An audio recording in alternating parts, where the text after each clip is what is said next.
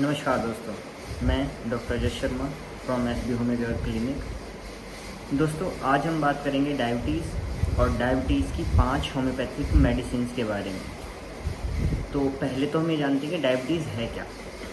तो डायबिटीज़, इसको हम मधुमेह भी कहते हैं, ये एक डिजीज़ कंडीशन है जिसमें हमारा ब्लड शुगर लेवल नॉर्मल से ज़्यादा हो जाता है। नॉर्मल रेंज है 80 to 120 mg/डेसीलीटर, पर उसकी रेंज बढ़ जाती है 120 से अबव चली जाती है, उसको हम डायबिटीज़ कहते हैं।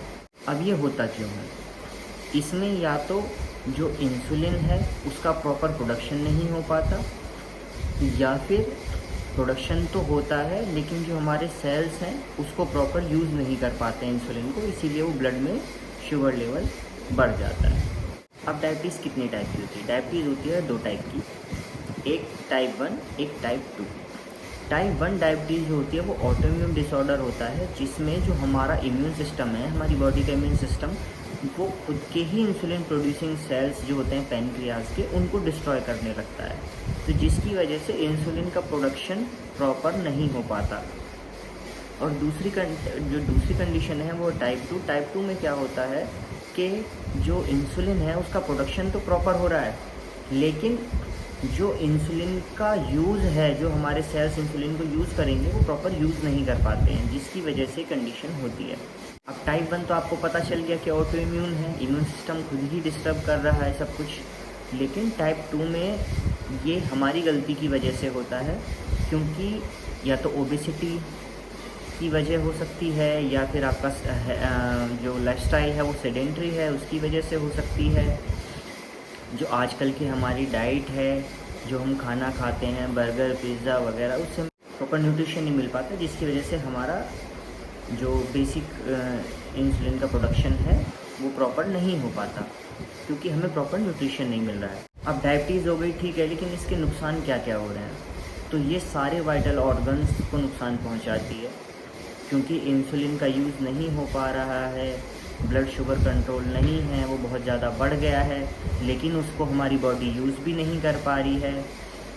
तो इससे नुकसान होता है, एक तो हमारा ब्रेन को प्रॉपर न्यूट्रिशन नहीं मिल पाता, जिसकी वजह से ब्रेन धीरे धीरे वर्क करना कम कर देता है, आईसाइट वीक होने लगती है, हियरिंग लॉस होने लगता है, हमारी सेंसेशन धीरे धीरे जाने लगती है, नर्व्स पेन होने लगता है, पैरों में कम वीकनेस आने लगती है सबसे पहले। उसके अलावा हमारा लीवर, किडनी, हमारा हार्ट, ये सबको नुकसान पहुंचाता है, सबकी फंक्शनिंग डिस्टर्ब कर देता है ये। अब बात करते हैं इसकी होम्योपैथिक मेडिसिन के बारे में। तो इसकी सबसे पहली होम्योपैथिक मेडिसिन है साइजीजियम जम्बोलिना। इसमें क्या होता है, यूरिन बहुत ज़्यादा आएगा।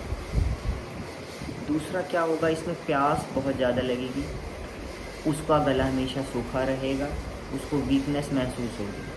वीकनेस मोस्टली हर मेडिसिन में कॉमन है, क्योंकि जब प्रॉपर इंसुलिन नहीं बनेगा या इंसुलिन को सेल्स प्रॉपरली नहीं एब्जॉर्ब करेंगे, उससे जो हमारे सेल्स में ग्लूकोज है उसको नहीं ब्रेक डाउन करेंगे, तो उनको एनर्जी भी नहीं मिलेगी।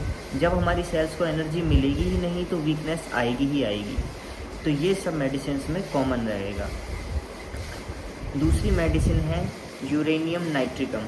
इसमें क्या होगा, बार बार टॉयलेट जाने की इच्छा होगी, बार बार यूरिन जाने का मन करेगा, उसके साथ साथ बहुत ज़्यादा प्यास लगेगी, भूख नहीं लगेगी उसको, उसके साथ साथ वीकनेस आएगी और वेट लॉस। इसमें वेट लॉस बहुत इम्पॉर्टेंट है, इसमें वेट लॉस होता है और अचानक से बहुत ज़्यादा वेट लॉस होने लगता है। तीसरी मेडिसिन है फॉस्फोरस। फॉस्फोरस में क्या होगा, इसमें भी बार बार यूरिन जाने का मन करेगा, एग्जॉशन होगा, इसमें थोड़ा सा भी काम करके ऐसा लगेगा पता नहीं कितना काम कर लिया, कितने थक गए, कितनी मेहनत कर ली है। और इसमें भूख नहीं लगेगी, भूख बिल्कुल ख़त्म हो जाती है। इसमें एक्सेसिव थ्रस्ट होगी, प्यास बहुत ज़्यादा लगेगी, और स्पेशली रात को यूरिन बार बार आएगा इसको, ये रात में चैन से सो नहीं पाएगा, इसको रात में बार बार जाने का मन करेगा, ये इसका इंपॉर्टेंट सिम्टम है। उसके बाद करते हैं हम बात एब्रोमागस्टाफोलिया की। एब्रोमागस्टाफोलिया में क्या होगा, अब जो एब्रोमागस्टाफोलिया है उसका इम्पोर्टेंट सिम्टम है कि उसमें भूख बढ़ जाएगी और वीकनेस लगेगी, क्योंकि इसमें शुगर की डिमांड पूरी नहीं हो रही है, तो बॉडी को क्या लगेगा, और खाना खाओ, और शुगर लो, और शुगर लो, जिसकी वजह से एनर्जी मिले। लेकिन एनर्जी तो मिलनी नहीं है क्योंकि इंसुलिन का प्रोडक्शन प्रॉपर नहीं है। तो इसमें भूख बहुत ज़्यादा लगेगी, वीकनेस आएगी, बार बार यूरिन जाने का मन करेगा, बहुत ज़्यादा स्वेटिंग होगी, एक्सेसिव स्वेटिंग होगी इसमें, और ड्राइनेस रहेगी माउथ में। अब हम बात करते हैं लास्ट रेमेडी की, सिफलिनम। तो सिफलिनम एक नोसोड है और इसको हम बार बार रिपीट नहीं कर सकते, तो इस बात का ध्यान रखें और प्रॉपर केस टेकिंग के बाद ही इस मेडिसिन को दें। लेकिन इसके कुछ सिम्टम्स हैं जो इम्पोर्टेंट है, वो मैं बता देता हूँ। एक तो इसमें थ्रस्ट बहुत ज़्यादा है, प्यास बहुत ज़्यादा लगेगी, वीकनेस कॉमन मैंने बताया था सब में रहेगी, इसमें भी भूख बढ़ जाएगी, माउथ में ड्राइनेस भी रहेगी, और इसमें भी फ्रिक्वेंट यूरिनेशन नाइट को रहेगा। लेकिन इसकी डोज बार बार रिपीट नहीं करनी है आपने, प्रॉपर केस टेकिंग के बाद ही मेडिसिन प्रिस्क्राइब करें। अगर आपको ये मेरा वीडियो अच्छा लगा हो तो प्लीज़ लाइक कीजिए, शेयर कीजिए, चैनल को सब्सक्राइब कीजिए, नोटिफिकेशन बेल को ऑन कर दीजिए ऐसे ही और इन्फॉर्मेटिव वीडियोस देखने के लिए। Thank you. Stay happy, stay healthy, enjoy time.